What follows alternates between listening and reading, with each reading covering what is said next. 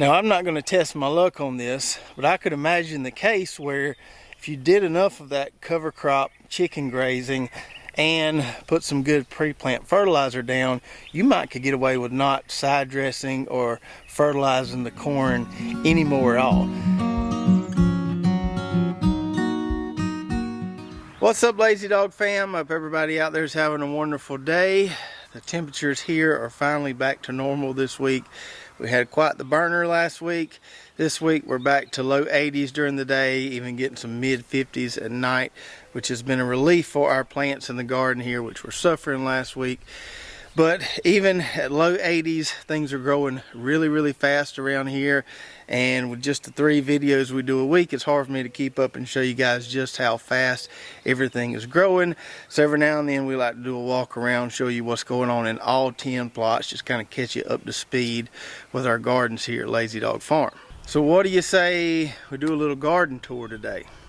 All right. So let's start out here on the back half of the property on the north side of the barn, where we have a little plot and then this long skinny plot. So that little bit of rain we got late last week didn't hold us over for long. It wasn't but a day or so after that rain we were back to watering around here. It was kind of a hard rain, didn't last long, and it didn't really stick. So I just got through running the drip for about 2 hours on this plot right here, where we have our cucumbers and our summer squash over there.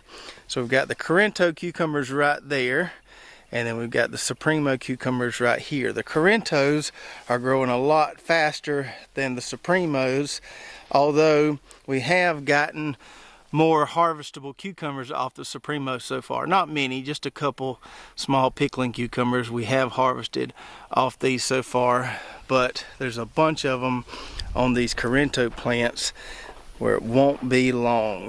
There's a couple of them right there. It's kind of shaded. I don't know if you can see. Let me go around to the other side here. We might can see a little bit better. There's a little small one right there. So there's probably at least 15 or so of those that size along this 20 foot or so of trellis here. So it won't be long before we have lots and lots of cucumbers. I did have to train these plants a little bit to get them climbing this arch panel trellis, but once I got them climbing, they're staying to it pretty good. Every now and then we'll get a stray vine kind of falls off to the side. We'll have to come in here and kind of weave it through those panels, but most of the vines are growing along the panel pretty well.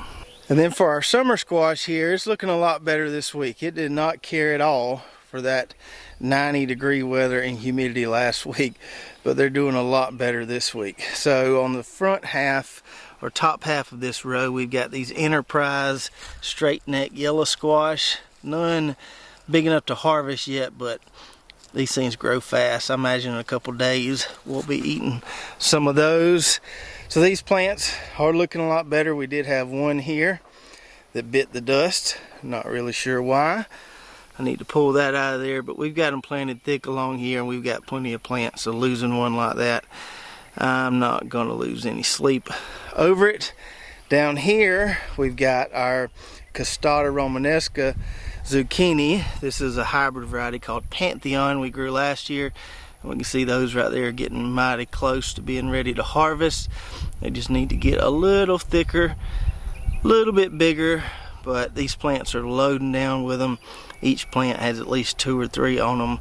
So when we do start harvesting these, we're going to be loaded down with them. Then behind that plot, we've got our Solstice sweet corn here, which we had to replant probably about 1/3 of it. So that's why some of the plants are taller than others. But that second planting is starting to catch up with that first planting a little bit, and those second plants are getting big enough now, or we can probably come in here, side dress these with some NatureSafe 1300, and also heel, pull some dirt to the middle of those rows there, stabilize those plants and smother out some of those weeds. So the smaller plants are starting to catch up to the larger plants a little bit.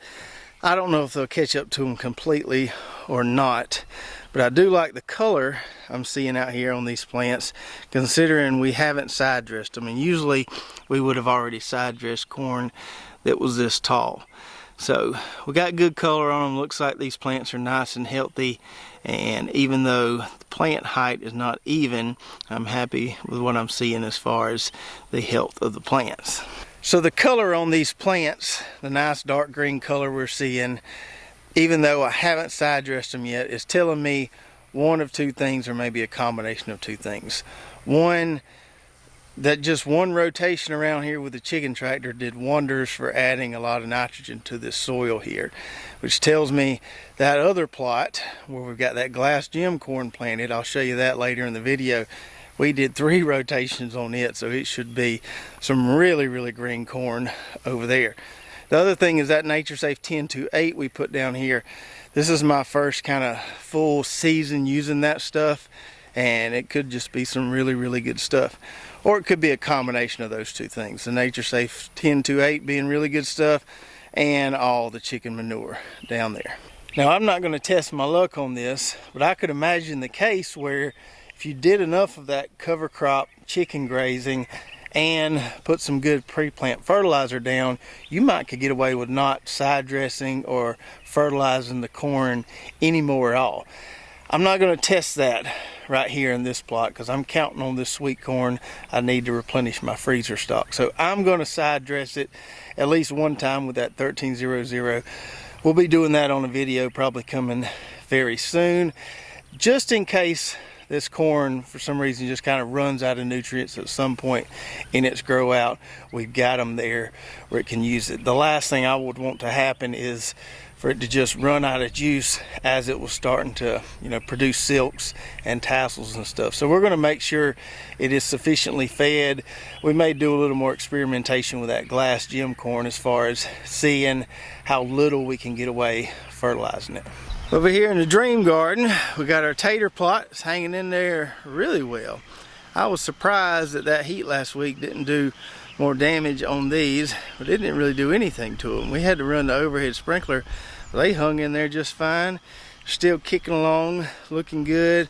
I've been diligently picking the blooms off these after what I read in that paper I told y'all about several videos ago. So I've been picking the blooms off of them.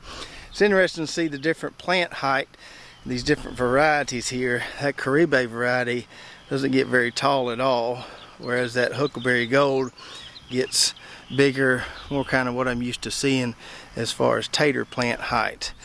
Now if we go on over here to our experimental rows, we've got a good looking situation here with our whole taters versus our cut red taters. Should be some nice results there. On this mulch versus dirt situation with these German butterballs, I did get this cleaned up a little bit. I came in here with my hedge shears and I trimmed all that wheat straw that was sprouting there. Put some pine straw here. Now some of it is coming up through there, but it looks a lot better. We can actually see the plants now, and I'm probably going to come in here and add some more straw. So what we're doing here is just hilling with straw as opposed to hilling with soil. So we'll just start putting straw on top of straw on top of straw, and we'll see what we get as compared to these German butterballs down here, which were planted like we normally do in the soil, and these are looking mighty fine. So we just look at the plants themselves. These here got a long way to go before they start looking as good as these, but we'll see what we get as far as taters when we dig them. And this heat did an absolute number on our lettuce. We had a whole row of lettuce here. We were working on it pretty good, but it started getting warm and most of the varieties started bolting on us. So we pulled up what was left here, except for these few romaine heads here. They were hanging in there until late last week when it got real hot and they bolted all of a sudden. So we'll be pulling these soon and giving these to the chickens. I've got something to go right here in this little sliver of a plot.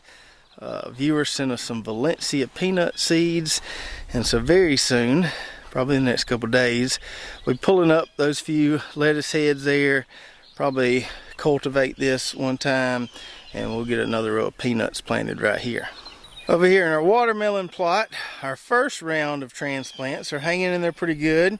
Actually starting to get some flowers on some of these plants here, which is a good sign.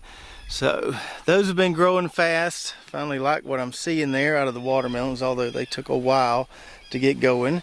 And then a couple of videos ago we talked about our issues with getting transplants to make it with this fine compost layer on top. So we planted them in a furrow without covering the furrow. And my survival here does seem to be a lot better. Most of these plants here are looking pretty good. Now that day we planted these, it was hot out here and they looked okay for a minute, but then they started suffering due to that heat. So I have had to run that tripod sprinkler you see over there a couple times on these guys just to kind of cool off the leaves a little bit. There's plenty of moisture down where the root ball of those transplants sits, but the leaves were just getting too hot. So I've had to cool them off a little bit, but I think this is going to work much better for this no-till plot here. And then in the no-till plot beside that, we've got a good bit of open space there where we harvested all of our sweet yellow onions. And as soon as we get some of this other stuff out of here, or most of this other stuff out of here, we're going to be putting a cover crop here for the chickens to feed on, just waiting to harvest a few more things. This first round of leeks that we planted back in kind of mid-fall, they look ready, so we need to start getting some of those out of the ground pretty soon. This last round of leeks we planted, it was at least a month or so after those. This jumper variety here still got a ways to go, but they're looking pretty good. But this Tadorna leek, I think that's what this variety is here, we've got some nice size stalks on those, so we need to start pulling those pretty soon. They should hold fairly well in the soil, so maybe we won't have to pull them all at one time and do something with them all at one time, but we'll start actively eating those things so we can get them out of here and plant a cover crop. Over here, something else that will be coming out of here soon will be these red onions. Never seen red onions make it this late into spring. We're finally starting to see some signs that they're ready to harvest. Starting to see some dieback on the tips of those leaves there. Starting to see some of these guys falling over, so I'll probably come in here soon, flip these over on the soil, and we'll cure them like we showed you on one of those onion harvesting videos we did. Some of these red onions are absolutely massive. That one there is close to being 6 inches in diameter. That's the biggest red onion I've ever grown, maybe the biggest one I've ever seen. And there's some along those 3 rows there that are that big or bigger, so it should be fun when we harvest these to see just how big of a red onion we were able to grow. Behind that allium plot, we've got this nightshade plot here. This row of tomatoes closest to me is the last one we planted. We've got some giant tomatoes here, and then orange peach, and an heirloom variety a viewer sent us. These are looking pretty good. They didn't have much transplant shock when we put them in the ground, and pretty soon I'm going to be starting to prune those up a little bit, doing a little healing action on those. And I just went and got some more 8-foot T-posts so I can do a string trellis like that one you see way back there on those indeterminates. We'll look at those closer in a minute, but these are doing well. I don't know how they're going to do considering we planted them a lot later than some of these others, but we're going to give it a shot. We're going to see what happens, and I think it'd be really cool to grow a 5-pound mater from one of these plants here. And then scooting along this plot a little further, we've got 2 rows of peppers and a little bit of eggplant down there on the end. Our peppers are looking really good. These first 2 plants right here are looking a little less stellar than the rest of them. I think when I put this straw down, I accidentally kind of covered up more of those plants than I should have, and it's taken them a little while to kind of recover from being shaded out so much, but they've made a good comeback. The rest of these in here look awesome. Nice color on them, blooms everywhere, getting some nice fruit production there. Those Buena Mulata purple cayennes, I picked one of those earlier. Check that puppy out, and they're pretty. And all the rest of these are loaded with blooms, starting to produce fruits. We'll skip over here to our sweeter peppers. We've got lots of bell peppers loading up on these X3R plants here. A lot of these sweet peppers are loading up here. That plant there's got, I don't know, at least 5 or 6 peppers on it. So we should have some really good pepper production coming soon from these 2 rows. And then we've got our determinate tomatoes, which we still haven't fertilized, except for a little foliar feeding and a little of that 1300 in the furrow at planting. And man, these things are getting as tall as these stakes. So we use 5-foot T-posts here, put them about a foot in the ground, and they're almost as tall as those stakes. I've got, I think, 5 lines of string. Let me check right here. Yep, 5 lines of string on our Florida weave trellis. These things are loaded down with fruits, got blooms all over them. Really can't tell a difference in these varieties at this point. We'll be able to hopefully get some quantitative data once we start picking some tomatoes. Some of the plants did look, or some of the varieties did look taller than others at first, but they've all kind of caught up to one another and they all kind of look the same here. Some may be a hair bit shorter than others, but they're all looking absolutely fantastic. I've just been having to kind of stay diligent coming in here and running more lines of the Florida weave. We're going to have loads and loads of tomatoes on these, and it looks like they may indeed get taller than those posts right there, which I've never seen them do. But if they do, oh well, we'll just run a line of twine at the very tip top there, and the rest of the plants will just kind of have to fall over the top. Then we've got our Torringina cherry tomatoes that are in these cages here, and these things are growing really fast too. It's all I can do to keep up with, you know, kind of weaving them in or through these cages here to kind of keep the plants somewhat upright. These are supposed to be more compact than sun gold, but I can't really tell it right now. I did just harvest my first one. I think probably should let them get a little more orange than that, but I couldn't help myself. I'm going to give this one a try in a minute. So we got some really good production coming along with those. We look down here, see a nice little cluster of cherry tomatoes there. So it won't be long before we'll be snacking on these guys. And on the back side of those tomatoes, we've got our double row of basil here. Genovese basil, Thai basil, and lemon basil. We did lose a few transplants, but we have a pretty full double row here for the most part. Probably only lost 3 or 4 or so. Some of this at the front of the row here, some of this lemon basil is already starting to put out flower heads, but not worried about that. We'll pluck those off and that'll make them plants a little more bushy. And this should fill in nicely over the next few weeks, and we'll have just a beautiful hedgerow of basil. And moving on to this plot, I say welcome to the jungle, welcome to the pumpkin jungle. Man, these things are growing like crazy.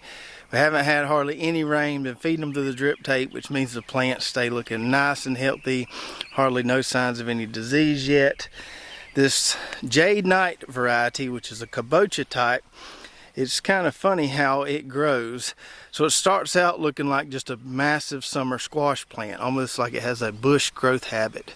But then, once it gets to a certain height, it starts putting out these runners, which I'll show you here along the side. So then it kind of starts growing more like a traditional pumpkin variety does. So it gets real bushy and then starts sending these runners out. And the bees have been all over these in the morning. And I'm starting to see some small pumpkins in here. Let's see if we can find one. There's one right down there. So it's green right now, but these are supposed to turn kind of a light chalky green color, or maybe even a kind of a pastel blue color. I can't remember from the pictures.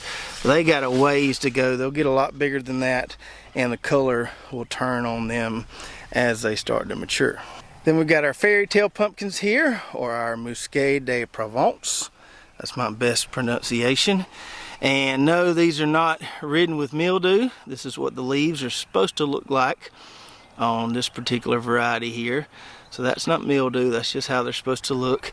Now, it's starting to be such a jungle that I can't walk in there without trampling everything. I haven't seen any fruits on these, although there's tons of blooms. I'm sure there's some fruits in there, I just can't find them yet. But by the look of these plants, I think we're going to have some really good production with these. Now, over here, we've got these giant pumpkins, which are starting to do what giant pumpkins do, and that's just absolutely take over the world. Now, the fine folks at Heavenly Hills Homestead that sent me these giant pumpkin seeds have been trying their best to coach me along as far as what I need to do pruning these plants to maximize the size of the pumpkin we can get. They claim if we do everything right, we can easily get a 1,000-pound pumpkin, which I don't know what I'm going to do with a 1,000-pound pumpkin. I'd be happy with a 250-pound pumpkin. Anyway, I haven't did any pruning, or I haven't done any pruning on these yet. I need to come in here this week and do some aggressive pruning and try to follow their guidelines a little bit. So it looks like a jungle now. We're going to try to follow their instructions some this week, get this cleaned up a little bit, and get some more energy devoted to the pumpkins we have as far as just the plant producing more vines. And while we don't have much room for them to go that way, because we got 2 other pumpkin varieties planted there, we do have a little room for them to go this way. Got this cleaned up. This is where we had some rutabagas. And we got this celery in here that's currently being blanched, but we've been harvesting some of it and it tastes really good. I uncovered some of it on a video recently, unblanched it, and the unblanched tastes pretty good. So I don't know that the blanching is necessary, but what is going to be necessary is getting these out of here before they get swallowed up by these pumpkin plants. So soon we'll be harvesting all this celery here so the pumpkins can have a little more room to roam. So if we look right behind this leaf right here, we can see one of those giant pumpkin fruits there. Now I was told that these things grow really, really fast. And that puppy right there was half that size yesterday. I believe it's doubled in size in one day. So yes, they indeed are growing very fast. We just got to get some of these secondary and tertiary vines out of here so we can devote more energy to that pumpkin right there. Probably going to have to put it on a pallet. We got plenty of room over here to do this once the celery is out of the way. But yeah, these fruits grow just incredibly fast from day to day. Behind the pumpkins, we've still got some garlic over here. We've got our 3 rows of elephant garlic that's hanging in there. I've cut all the scapes off this. I think all of them. There might be 1 or 2 left out there. Not quite ready to harvest. Still waiting on a little more dieback there before we pull this stuff. I think we're going to have a pretty good harvest. We'll be ready to get this stuff out of here, and it's got to get out of here by the 3rd week in May, because that's when my sweet tater slips are coming from Steel Plant Company, and those are going to be going right here. We'll get this straw out of here, maybe just put that in the compost bin and plant some sweet taters. Still got these 2 rows of softneck garlic to get out of here, the Mexican red silver and the Nucta rose. I did pull a couple of those the other day just to check on them. Some of them had cloves, some of them didn't. So I'm not sure about these silver skin varieties, that they're going to do as well for us as those artichoke varieties that we harvested from these 2 rows, which all had definite cloves. So when we pull these, we'll see what we get, but early results say that the silver skins didn't do as well for us as the artichoke types. Then we've got our flowers we planted right here. Some of these giant sunflowers look pretty rough after we planted them. We had to baby them along. It looks like they've got a good root structure now and they're standing up. We are going to have to support these in some way, because from what I hear, they get really, really tall. And we've got our giant marigolds here. Those are hanging in there looking good. And then our zinnias, cosmos, celosia. Lost a few ageratum plants. Most of the stuff along that row is looking good. And this darker board kale amazes me. It is not on any irrigation. The drip line that's underneath it has been disconnected. And this stuff just makes it through the heat. Just keeps producing kale. Good tasting kale. We've still been eating a lot of this. We about can't keep up with it at this point. No signs of bolting. Seems to be really drought tolerant and really heat tolerant. So we're going to leave it here and let it do its thing as long as it will keep doing its thing. Moving out of the dream garden and back here to the back half of the property. We won't spend a whole lot of time here because this is where we were on the last video. We thinned out those zipper cream peas there. As I was thinning that second row there, which we didn't thin on that video, I started to see a couple plants that were just loaded down with aphids. So this is the one thing in my garden that I will spray with liquid 7, and I gave them a shot yesterday afternoon to go ahead and try to nip that problem in the bud before it gets any worse. We planted those ochre transplants right over there. on that last video, and I had to give them a little bit of water this afternoon because this soil dried out pretty quickly. That rain we got didn't stick very long. And then right here we've got our indeterminate tomatoes, and this is kind of my pride and joy this spring, just because I put so much effort into it and it seems to be working pretty well so far. Now, I did have these two plants on the end of the row here which have just bitten the dust. Have no idea why, no idea what caused that, but they're toast, and I'll probably just clip those off and we'll just have a blank spot here. I don't have any more transplants to put in there, so I don't know why those two didn't make it. But all the rest of them, as you can see, are looking really good. Some of them are taller than others, but they're all starting to put on tomatoes.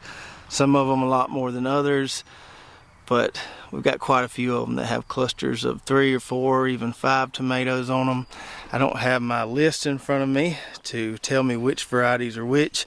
We'll know better once I get that list in my hand, and also once these things start turning color, we'll be able to tell what they are. These rose tomatoes down here are probably the tallest ones I have, and they're really loading up. Actually, this is not a rose here. That one there with about 6 or 7 tomatoes on it, that's one of those giant crimsons. So it's really loading up. And here's the rose tomatoes. These are taller than any of the rest of them, especially these two plants here. And they're getting close to being to the top of that conduit right there. We'll figure out what to do when that happens. The plant growth has slowed down a little bit. It was where these things were growing several inches a day, but now that they started to put on fruits, the plant growth has slowed a little bit. Seems like more energy is going into fruit production. And here's another nice little cluster right here, some beautiful looking heirloom tomatoes. There's at least 6 right there. We've got some more right there. So I think this whole situation is going to end up being mighty productive for us, as long as these plants, which aren't real virus and disease resistant, as long as they can hang in there with the heat, I think we're going to do pretty well. Now, if you've been following along, you know that I did bury a fish beside one of these plants here. So there's probably 30 or so plants between these two rows. One of them has a fish, pretty decent sized fish, buried beside the plant. Now, I still can't tell a difference in the one that has the fish buried beside it and any of the other plants, but we'll just see how that progresses as the season goes on. I'm still not going to tell y'all which plant has the fish beside it, but I will more towards the end of the season when we get some more conclusive results of the whole fish and the whole situation. And one more thing I'm noticing about this particular trellising technique with these indeterminate tomatoes.